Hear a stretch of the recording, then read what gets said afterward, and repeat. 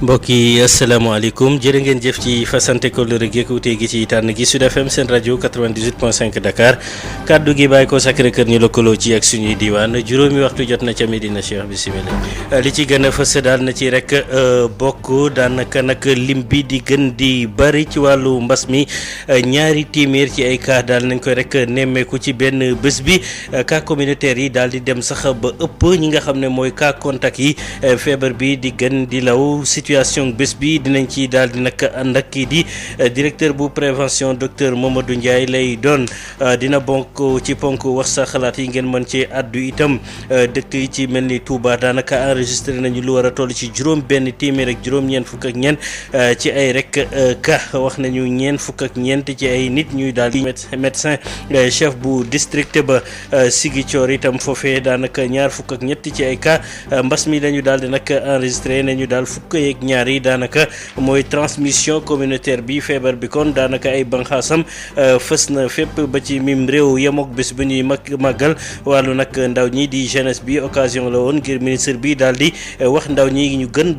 gën koo daal di jël ponk wax sa xalaat dina ci bokk di ngeen ci mën a àddu ci kanam tuuti lay doon ba ci démission gu kii di PCA bu hôpital Dalal Jàmm moom professeur Pape Touré moom mi daal di nag ñaawlu subvention milliard ak genn wàll bi ñuy daal di nag joxe ca barab ba ngir ñu daal di koy tabaxee ab bâtiment yi nga xam ne nag wàllu centre greffe moelle lay daal di nag doon ak yeneen ci jamono mbas bi nga xam ne ay jumtuwaay yu bari daal nañ koy rek manqué dinañu desandeek kuréel googu di aar lu ñu bokk lëkkaloo ak ñoo lànk ak doy na ñoom nag nee ñu résultat yi ñu daal di nag am ci seen plan d'action yi ñu daal di nag weesu rafetlu nañu ko waaye itam am na yeneen ci ay ponk yi des ci wàllu nag xeex bi bu leen nguur gi tànqamloo daanaka dinañu daal di fësalaat beneen xeetu nag xeex ci wàllu boobu dinañ ci jukki ba tey ci wàllu wax sa xalaat bi di ngeen ci mën a addu ak li aju nag ci wàllu candidat yi daal di affronter tey jile épreuve anticipée yu philosophie diwaanu Ndakaaru diwaanu Thiès ak yeneen i barab na fay fii daal di tëddee kaaraange gi nañ ko daal di nag jëlee ak matuwaay ci wàllu santé ci kanam ñu jukki ci daataa ñu ciy toftal yeneen i xibaar tàggat yaram dal ganu bés bi ubbi antenne bi ci wax sa xalaat lay doon Assane Thioune moo ne ci sottandikukaay bi faram fànce gi neskis lay doon. Adama John ci kàddu gi feebarub mbas mi mu ngi gën di doy waar bu jëkk Sénégal daal di am limuk ñaari téeméer ci ay cas ci benn fan ministère bi ñu dénk wàllu nag santé daal di dajale ñaari téeméer ak juróom-ñaar ci ay cas yu wàllante yu bees nee ñu nag téeméer yi ak fukk ak juróom ay transmission communautaire la diggante nag Diourbel Ziguinchor bi am fukk ak ñett ci ay cas Saint-Louis am na fukk ak benn ay cas yeneen ci yenn ci ay localité daal nañ koy nemmeeku itam ci réew mi bilan bi ci ñu daal di nag faatu gën na yokku ndax ñeenti nit ñi ci daal di ñàkk seeni bakkan bu ñu daal di xaymaa lépp ñaari téeméer ak ñeent fukk ak ñaar am na itam juróom fukk ak ñaar ci ay cas grave yi nga xam ne jamono ji ñu ngi tëdd ci lalu l'hôpital yi dañ ciy teewlu leeralu directeur bi ñu dénk wàllu prévention ca ministère santé di docteur El Hadji Mamadou Ndiaye ñu déglu ko ci micro Sud FM. ci junni ak juróom-ñett téeméer ak ñeent fukk ak ñaar test yi ñu def ñaar téeméer ak juróom-ñaar ñoo ci positif ci ñooñu positif am nañ ci juróom-ñeent fukk ak ñaar cas contact mooy ñi nga xam ne dañoo am doomu jàngoro ji fekk dañoo jaxase woon ak ñi nga xam ne dañ ko yore am nañ ci téeméer ak fukk ak juróom li ñu tuddee cas communautaire mooy ñi nga xam ne am nañ doomu jàngoro ji te xamuñu ku leen ko wàll ci ñooñu nag Ziguinchor dëkk yi may waaj a lim nii la tëddee ci gox yooyu Ziguinchor am na ci fukk ak ñaar Saint-Louis am na ci fukk ak ñaar Thiès am ci fukk Mbao am juróom-benn Kër Massar juróom Almadi ñeent Almadi ñeent la am Guédiawaye ñeent Liberté 6 ñeent Mariste am na ñeent Parcelles Assainies ñett Cité Djily Mbaye ñett Ngor am ci ñett HLM 5 ñett Richard Toll ñett Rufisque ñett Mékhé ñett Kolda am ci ñett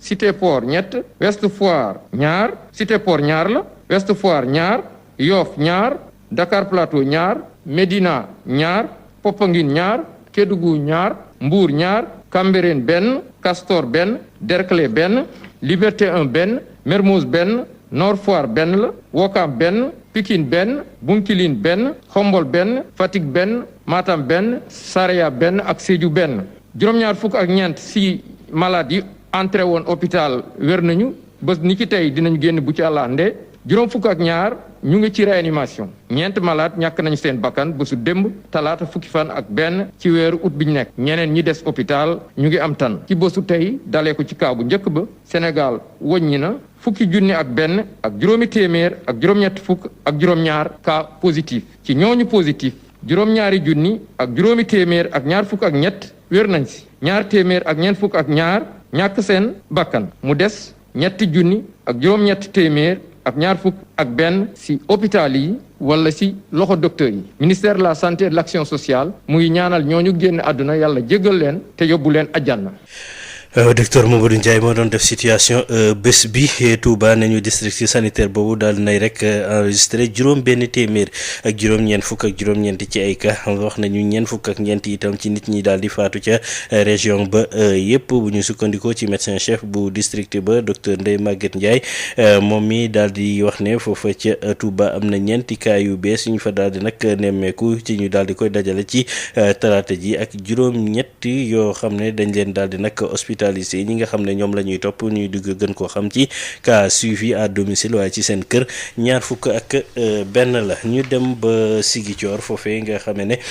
ñoom itam daanaka mucc ñu ci ndax ñaar fukk ak ñett ci ay cas wàllu mbas mi daal dinay rek am fukk ak ñaar yi di ñi ko fi ñu wàlleewu feebar bi te xamuñu fañ ko daal di nag jële kenn moo ca daal di nag faatu yooyu leen nag chiffre di lim yooyu nag tàmbali naa tiital autorités yi ba tax daal lu ñu mën ñu ngi koy def ngir daal di nag taxawal wala rek arrêté feebar bi Ziguinchor Ben Michel Kanfoudi. diwaanu Ziguinchor mi ngi gën di suux ci pandémie wu Covid 19 bi fukk ak ñaari cas yu jógee ci transmission communautaire fukk ak benn cas contact ak benn cas décès moom la ñu nemmeeku ci alarba ji ñetti cas grave ñu ngi leen di topp itam ci centre de traitement des épidémies te malgré chiffres yi jéggi dayoo yooyu la nag nit ñaa ngi gën di bàyyi seen bopp li ni mel nag tax ba autorités yi nekk fii ci diwaan bi nag daal di tàmbale jaaxle ñoom sax daal di nañuy woote ay waxtaan ngir mën a stopper hémorragie boobilee député maire bu Ziguinchor moom mi la nag gis ni dañoo war a boole doole bi ngir xeex jàngoro jooju ñu waraloon résultat yu baax yoo xam ne amoon nañ ko ci njëlbeen ba malheureusement loolu lu ñu waraloon résultat yu gisatuñ ko ci nit ñi vraiment njaaxare am na donc de telle sorte que suñu responsabilité laajoon na ko ñu dajale ñëpp pour waxtaan ak ñoom pour que jox leen d'abord information yi wax leen que feebar baa ngi fi limal leen ci quartier yoo xam ne foofu la feebar bi nekk mais aussi wax leen ñaax leen pour que ñu gën a farlu ci sensibilisation et ñun ñii dinañ aussi béy suñu waa. ndaw yu bootu ci conseil régional bu Ziguinchor naka noonu tamit la ñu gis ñoom sax di ñaax autorités yi ñi gën a dooleel sanctions yi nga xamante ni ñoom la ñuy teg ci ndodd ñu dul respecter mesures barrières yi Mamadou Talibé Diallo mooy président CRJ bu Ziguinchor. suñu position la daal nit ñi war nañ mën a respecter mesure peut-être bu ñu ko respecté tey lii yëpp duñ ci doon fekk donc loolu moo tax maa ngi laaj autorité administrative ak autorité locale yi ñu jël sanctions yi nécessaires ñi nga xam ne ñooy tax nit ñi mën a respecter affaire yi donc parce que du ma mën a nekk jeune voilà parce que man je suis porteur sain que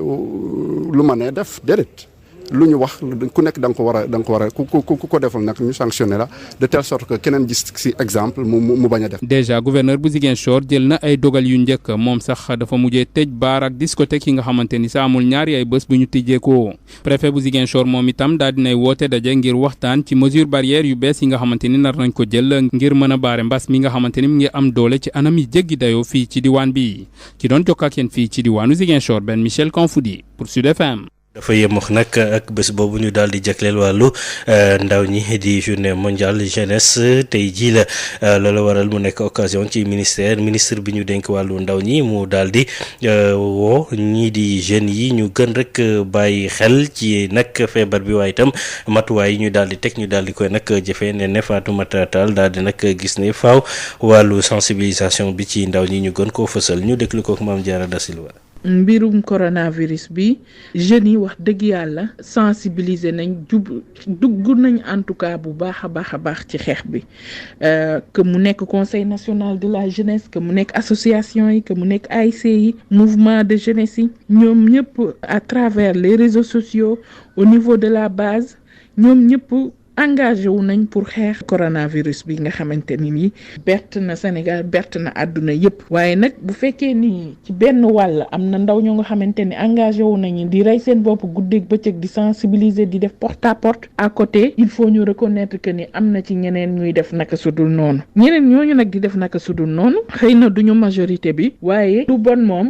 lu bon rek la te du tuuti mukk loolu moo tax nag tey ji ñun ministère de la jeunesse duñu jóg ci di leen sensibiliser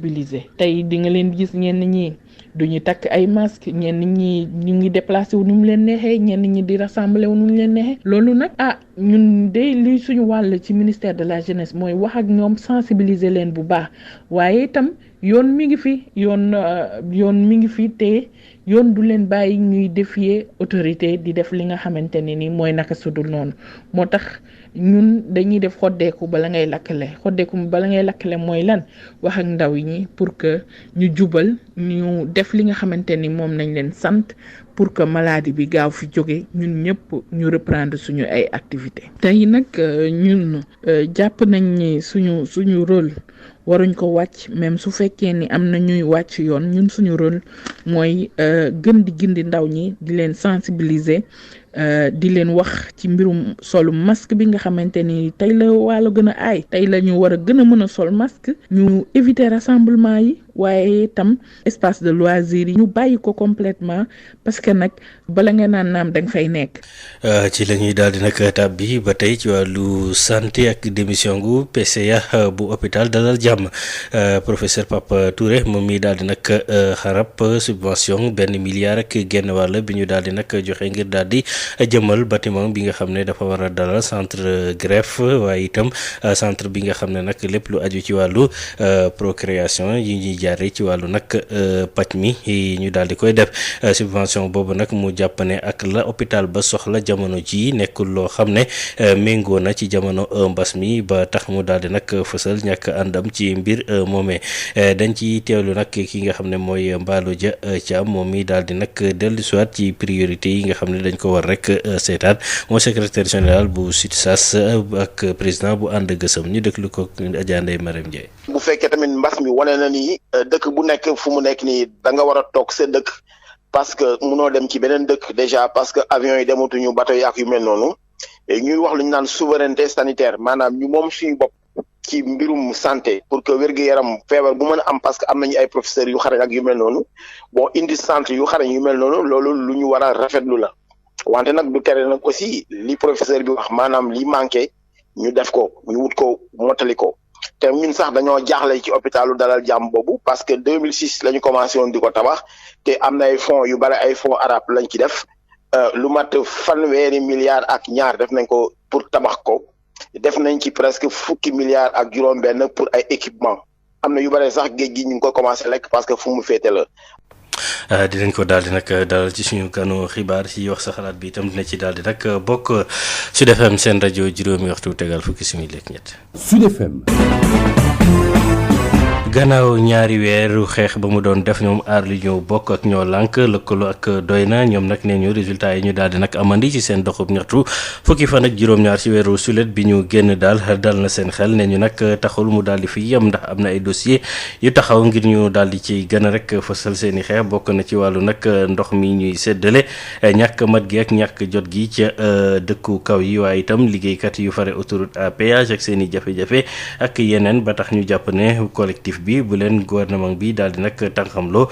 dinañu wàccaat ci mbedd mi kii di Pape Abdoulaye Touré seen porte-parole ñu déglu ko Ismaïla Marcel. lu ci mel ni 189 ex-contractuels yu Senelec mujjee nañ leen jox contrat 253 maisons yu ñu toj gàddaay accéléré nañ ko bu baax waaye tamit travailleurs King Fahd Palace autorités yi recevoir nañ leen après marche bi déglu leen bokk na tamit ñi nga xamante ne mooy suñu camarades étudiants yu nekk UVS après marche bi administration UVS woolu na leen déglu leen bokk na aussi également décision bi nga xamante ni moo génn mercredi bii ñu wees muy décision bu jógee ci conseil des ministres te président de la république son excellence monsieur Macky Sall di wax ni le ministre Cheikh Oumar Anne ministre de l'enseignement supérieur de la recherche et de l'innovation na orienté tous les nouveaux bacheliers yi nga xamante ni depuis daaw juillet 2019 la ñu am seen bac ba ren na leen orienté ñoom ñëpp les animateurs culturels yi am seen diplôme démb ministre de la culture recevoir na leen ci bureau toog ak ñoom waxtaan ak ñoom. suufu gàddaay ak suufu Ndingler bi ñu tegoon loxo état bi mujjee naa dellu ginnaaw ci loolu joxaat suuf si ñi nga xamante ne ñooy baykat yi waaye nag am na ba léegi ay problèmes yoo xamante ni autorités yi yéeguñ ci yàbbi ci ba léegi ñu ngi nemmeeku la privatisation de l'hydraulique ci gox yu fasantikoo yi rawatina dëkk kaw yi spoliation foncière bokk na tamit ci problème yi nga xamante ne dajale nañu fi tey muy le droit des travailleurs yi nga xamante ne kenn respecté wu ko mën nañu lim les travailleurs bu ABS waa PCCI les travailleurs de l'autoroute à péage mën nañu lim également ñi nga xamante ne ñooy étudiants yi loolu moo waraloon ñu joxoon ultimatum ci conférence de presse bu ñu mujjee def fii état du Sénégal ne ko après tabaski bi jafe-jafe yii ma fi lim sànq soo ko respecté wul soo ko dinañ génnaat ci mbedd mi wanewaat suñu nakar pour que nga mën a jël li nga xamante ne mooy question yi en charge problème yi ñu liste sànq état du Sénégal su si jurul ay saafara diggante tey suba balaa marché bi di ñëw gisuñu lu ñuy teree def marché bi le vendredi prochain à partir de 15 heures jógee fi nga xamante ne mooy la grande porte de l'UCAD avec comme point de chute devant le ministère de la culture. ci la ñuy daal di nag dikk ci wàllu baccalauréat bi ak anticiper philosophie yi ñu doon amal tey ji fii ci banlieue bu Ndakaaru ñaari junni ak juróom-ñeenti téeméer ak fukk ak juróom-ñaar ci ay candidat seconde ci épreuve yu philosophie yi tey ji ci suba ca lycée Limamoulaye bu Guédiawaye ay matuwaay yi nga xam ne nag mesure barrière lañ koy duppee ngir daal di nag sàmm seen bopp ci kaaraange mbas mi daanaka autorités yi daal nañ koy rek jël épreuve yi itam daanaka amul benn rëq-rëq bu ñu sukkandikoo ci proviseur bu lycée ba di Mandaw Mbaye ñu déglu ko ak El Hadji Moussa Thiam. waaw lépp yemb na ñun ñu ngi xaar ñaari junni ak juróom-ñeenti téeméer fukk ak juróom-ñaari ndongo am ci junni ak ñaar téeméer ak juróom-benn fukk ak benn góor maanaam limu téeméer boo jël ñeent fukki ak ñett yu teg virgule 23 ay góor lañu li si des nekk ay jigéen. gis nañ ni élèves yi ñëw takk nañ loolu est-ce que ci wàllu maanaam mesure barrière yi foo lañ ci toll. amuñu ci benn jafe-jafe ndax bi ñu tàmbaliwaatee njàng mi ñu ngi doon dalal ñeenti junni nit ñoo fi nekkoon ba tax na tey li tollook ñetti junni ba ñetti junni yu teg du ñu jaaxal. amuñu benn jafe-jafe parce que yàlla dogaloon na sax suñu jëwriñ suñu ministre Dame Diop joxoon nañu lu doy ci ay jumtukaay ba pare ñun fii ci suñu biir suñu techniciens yi suñu prof yi daal di defar benn machine lavoir bu xaw a am doole boo xam ne bii madame le ministre du commerce moo may financement bi ñu ko defaree ba pare mu jébal ko suñu ministre joxaat ñu ko kon jafe-jafe amuñu ko am nañu ay produits am nañu ay lavoir am nañu ay masques. ñu daal di desandi ak bac bi ca Ndar ak li nga xam ne nag mooy lim ga ñu daal di nag am foofee ne ñu war nañ toll ci junni ak te war na toll ci fukk ak benn junni yu tegal ñeenti téeméer ak juróom-benn fukk ak juróom-ñeent ci ay candidats yi ñu daal di wasaare ci fanweer ak ñett ci ay centre d'examen foofee fanweer ak juróom-ñetti jury la ñu daal di nag amee foofu itam mesure barrière yi kon daal di nañ ko fay rek jël ñu daal di wàcc fële nga xam ne nag mooy Diourbel foofee nag épreuve yi jaar na mu daal di nag waree lu mooy yenn ci ay coppite yi nga xam ne daal nañ ko indi foofa ci lycée bu Bambey ndax gis nañ ne nag ci wàllu nekkinu classe yi am na ay coppite yi ñu ci indi Diourbel Adama Ndiaye. tollu nañ ci juróom-ñetti junne yu teg ñaar téeméer ak fanweer ak ñaar ñu tas leen ci ñaar fukki jury ak juróom-ñett yuy def épreuve anticipée de philosophie ci contexte pandémie Covid-19 ci lycée technique Cheikh Ahmadou Bamba. protocole sanitaire bi dañ ko respecté El Hadj Bara Sow mooy proviseur bu lycée technique Cheikh Ahmadou Bamba. matukaay yi nga xam ne ñu ngi koy faral di jël ngir jànkoonteeg mbas moomu fexe nañ ba respecté matuwaay yëpp candidat bu ñu duggee ñoom ñëpp raxasu bi ci war ba set ñu testé leen ak thermoflash avant ñuy dugg classe. port de masque bi aussi remarqué nañ ne élèves yi yëpp kenn ñëwul te indiwul masque xanaa kay léeg-léeg masque bi day xaw a suufee ñu leen wax delloo leen ko correctement mais. ñëpp dañuy ànd ak seen masque discipliné vraiment. jury bi toll na ci 276 candidats ñaari élèves yu góor ñoo ci absenté ak benn élève bu jigéen. ci lycée bu Bambey dispositif bu ni mel la ñuy nemmeeku benn agent bu Croix-Rouge yore thermoflash moom la ñu def ci bunt ba ngir muy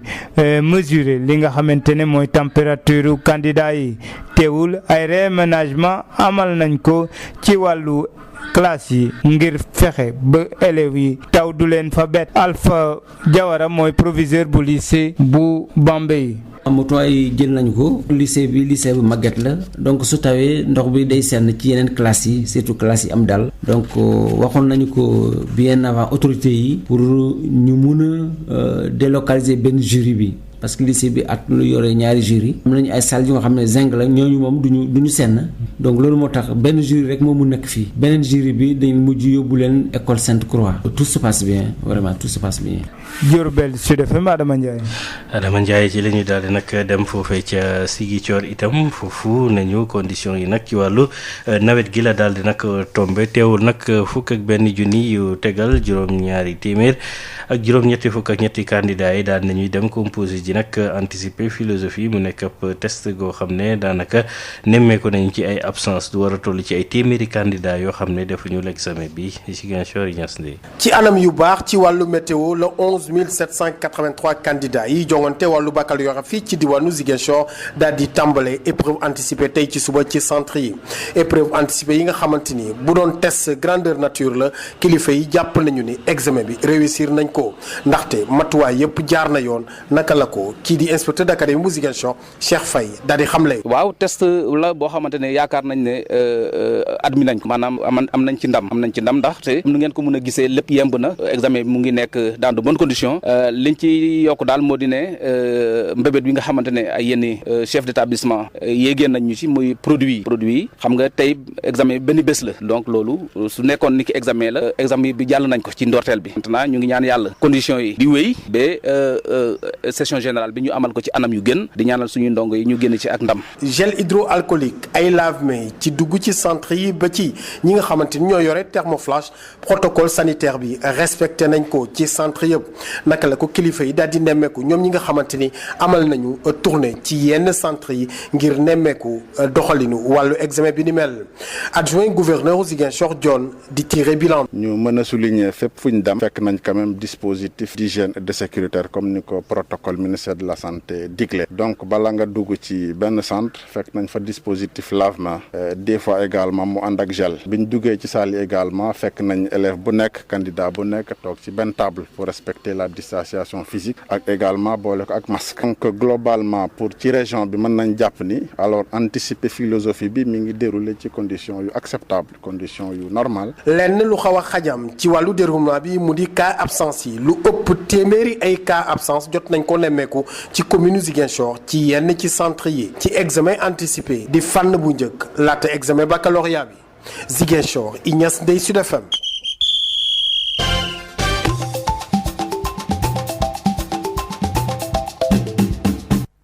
dañ koy daal di door ak football ak quart de finale yu Ligue des champions tey jii ci ngoon Atalanta de Bergame mooy daal di nag laale ak Paris Saint-Germain match boobu ne nag dinañ ko daal di nag amal match boo xam ne doole yi dafa daal di nag xaw a yem waaye Paris Saint-Germain moo nekk gum rek favori bu ñu sukkandikoo ci entraîneur bu Oslo FA di Arabi Camara moom nag jàngat na match boobu la mu ca daal di nag gis mooy match buy rek. am équilibre la jàngat na ko ci suñu xibaaru diggu bëccëg gi crise bi am ci fédération sénégalaise bu basket jamono jile nag mu mel ni nag kii di président ba acteurs ya bokkatuñu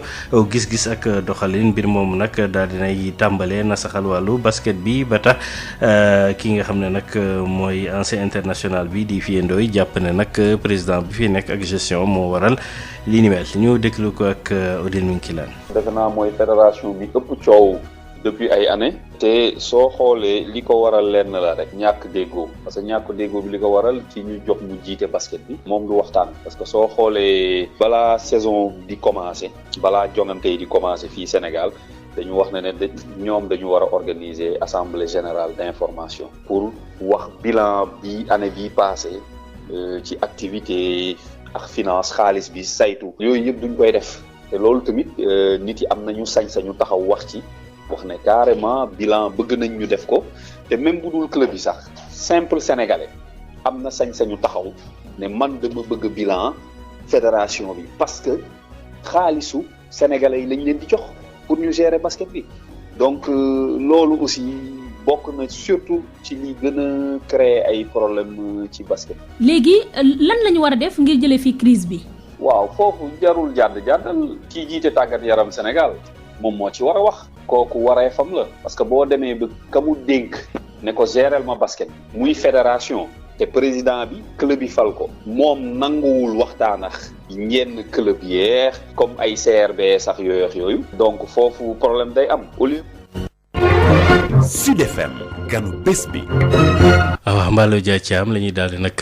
déglu président ànd gësam ci la xew ca dalal jàmm waxtaanam ak Adja Ndeye Marème Ndiaye. Mballo Dia Thiam ñu ngi lay nuyu. maa ngi lay fay Ndeye Marème. yow yaa jiite kuréel bii di SUTSAS nekk tamit ki jiite alliance ànd gësam tey jii ndax mën nañu xam li ñuy tuddee plateau technique médical bi nga xam ne moom moo nekk ci hôpitaux yi naka la tëddee tey jii. waaw li mu tëddee mooy li ñu bëgg moo amuñu ko ba léegi bon xëy na aussi dana jafe am. mais nañu nangu tamit ni am na ay jéego yu bare yu def waaw parce que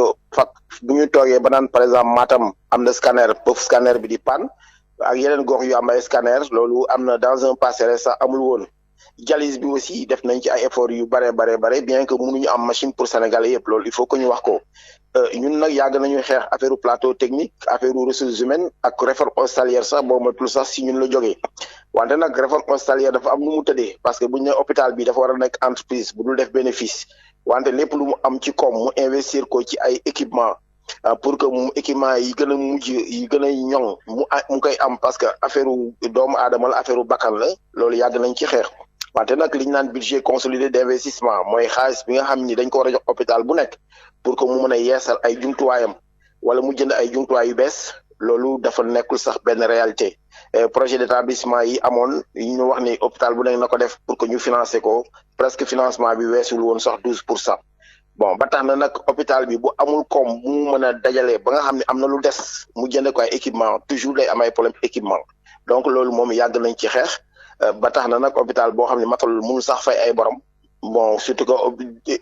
état bi sax amal na ko ay bor yu dul jeex mënul def investissement yooyu donc foofu lañ toll ci situation hôpital boobu la hôpital bi ci boppam. léegi ndax ak situation bi nga décrire nii war nañoo jël nag xaalis di ko tabaxee ay centre yoo xam ne tey jii dañu ko jagleel di jàppale soxna yu mënul am doom wala bokk li ñuy tuddee greffe de moelle te boobu fekk na mbas bi di Covid 19 daaneel na structure yu bëri. waaw parce que loolu aussi dañuy wax xaalisu mbas mi 1000 milliards yooyu évidemment waroon système de santé bi profité ci carrément muy personnel bi ci boppam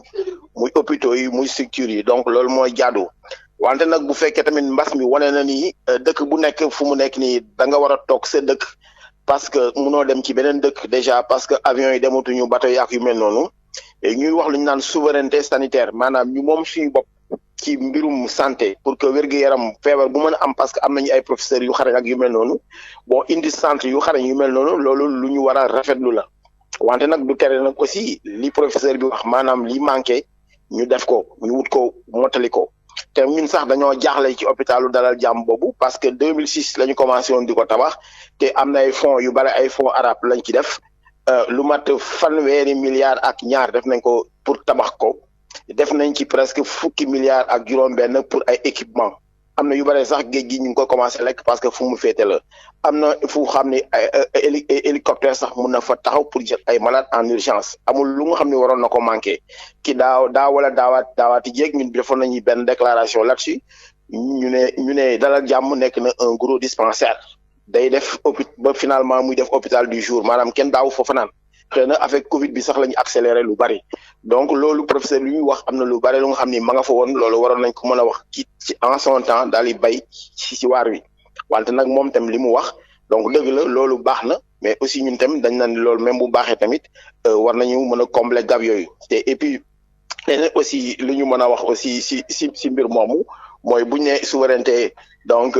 souveraineté sanitaire mooy lépp lu nga xam ni même bu dee benn malade war na ko soxla di ko war a wuti bitim réew bu ñu amee jumtuwaay bi teg ko fi loolu dañ ko war a rafetlu maintenant nag nan la ñuy def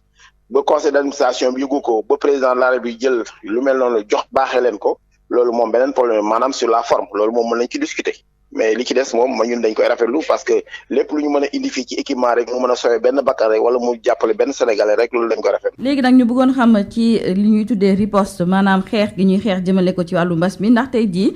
gis nga ne ñi ko nguur gi di doxalee nekk na loo xam ne lu mucc ayib la. waaw nguur gi moom ñun yàgg nañu wax suñu point de vue boobu temps mbas mi ñëw gu fi mois de février la ñu commencé def suñu déclaration ñun ànd gisam te mars la fi feebar bi dikk lu nekk wax nañ ko ci affaire fagu ak yu mel noonu même bi feebar bi ñëwee mu nekk cas importé bu njëkk bi ba indi fi yeneen cas aussi am na ay temps yoo xam ne Diourbel région de Diourbel ak région de Dakar ñoo nekkoon ñaari épicentres yi ñun doxoon nañu sax mesures yi ñuy jël nii nañ ko jël pour Dakar ak pour Diourbel maanaam def ay mesures de confinement mais dugub ak ceeb bi ñu war a jox nit ñi